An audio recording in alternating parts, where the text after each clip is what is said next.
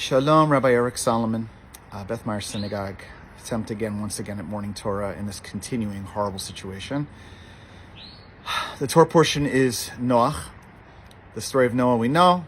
God, the whole world is filled with, interestingly, terrible things, corruption, violence. It says Hamas. That's the word in Hebrew, actually. And God says, Noah, build an ark, go off. I think we all know the story. He saves himself. He saves his family, basically, 2 of every animal. And that's it. And he survives. No worse, the world is destroyed. One of the commentaries talks about the idea, and I talk about this with the kids. It says in the Torah portion, he was a tzaddik in his generation. He was a righteous person in his generation. What does that mean, in his generation? Not meaning in every generation, but compared to the generation he was in, he was a pretty righteous person. But not for all time. Why? Because he didn't really try to save anyone else. He just got in his ark, put on the blinders of his ark, physically, but also spiritually, just ran away. He just ran away. When life got tough, he ran away. He took care of himself, and that's it. And there is a human tendency, this is, and the rabbis critique him on this, say, the model's not Noah. He's not a real tzaddik. It's Abraham that's tzaddik, because Abraham's willing to fight on behalf of Sodom and Gomorrah. Not just on behalf of himself, but on behalf of others who are innocent. In fact, that's the whole focus of that story is, how can you kill the innocents with the guilty, so to speak? Very relevant to the situation here in this current crisis. So Abraham's willing to fight on behalf of others, where they stand up for others, right? Not going to go on an ark and float away. But there is a human tendency. What Noach does is very common, is that when things are complicated and tough in this world, there are those that just want to kind of put on an ark and just float away. And there are 3 particular groups right now that I think are floating on an ark. And, it's not righteous.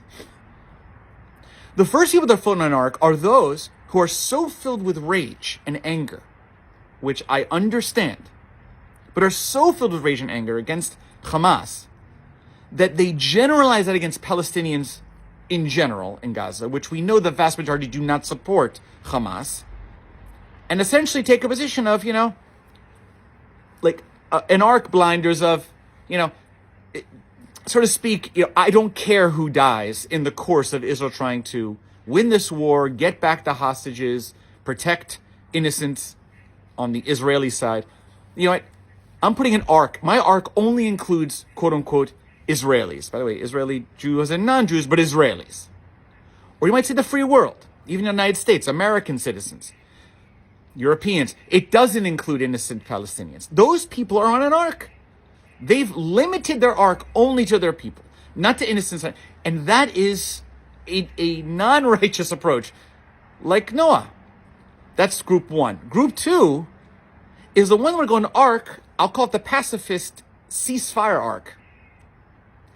Now, not that I'm not interested in extending war. And there's no joy in war, or people dying, and absolutely sadly innocents dying. Not only Israeli, but absolutely Palestinian. But a ceasefire when people are being held hostage right now, babies, women, seniors, and men, including a young man whose arm was half blown off. We don't know if he was alive or dead. Ceasefire for what? So you say ceasefire to hostages, but what if they're not returned? They haven't been returned so far. If that was your child, would you demand a ceasefire? And if you say yes, I would, I'd let them stay, then at least you're consistent. But is that truly what you could answer if it's not your child? How do you know what that would feel like? Most people would demand on their knees and with every clench in their soul that do everything to return the hostages, at the least, if not to stop Hamas from doing this again. So a ceasefire is like a limitation of, are you aware of what the consequences are? I just want it to stop. I want no more killing. So do I.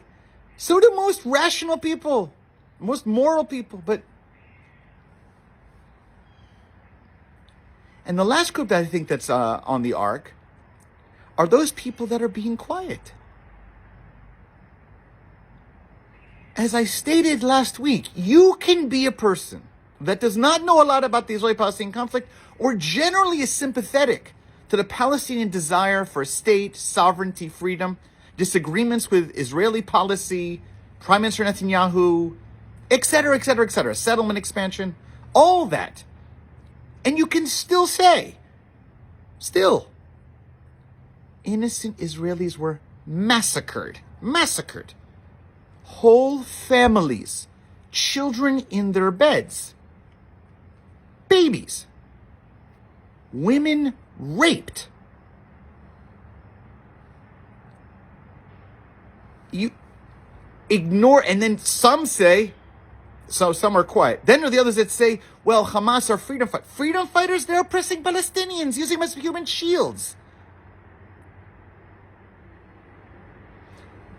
What we demand to be truly righteous, Noah teaches us, is we have to get off the ark.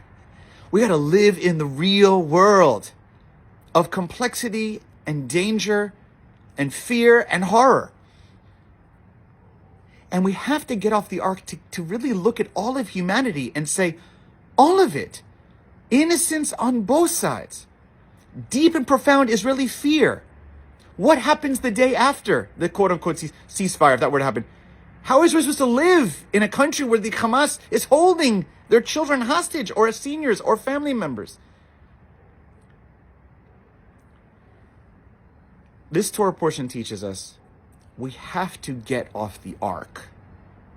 And we have to live in the world. And in the world, it's complicated. And it's sometimes ugly. And it's not always fair. The ark, at best, was a temporary measure to deal with a crisis. But it's not living in this world. And God, in fact, says, I'll never do it again. Not just destroy the world, I'll never do an ark again. What I want humanity to do is live in this world with its dangers and its fears and things like war for the sake of justice. And I am calling on all of you to look at this Torah portion as an opportunity to not model yourself after Noah, but to get off the ark, get off all the arks, and see all of the horrors on all sides of this, and sit in prayer and discomfort with all of that, instead of calling for simplicity, lobotomized, blinded ark thinking. It's not easy. I'm not happy about it. It's not pleasant. But that's what I do think the Torah portion is actually teaching. The ark is not the ideal. The ark is a mistake. Keeping our heart, all those who are innocent, to please be safe, a return of hostages immediately, as soon as possible, and for Hamas to be rooted out. So no more Hamas is on the land. Shabbat Shalom.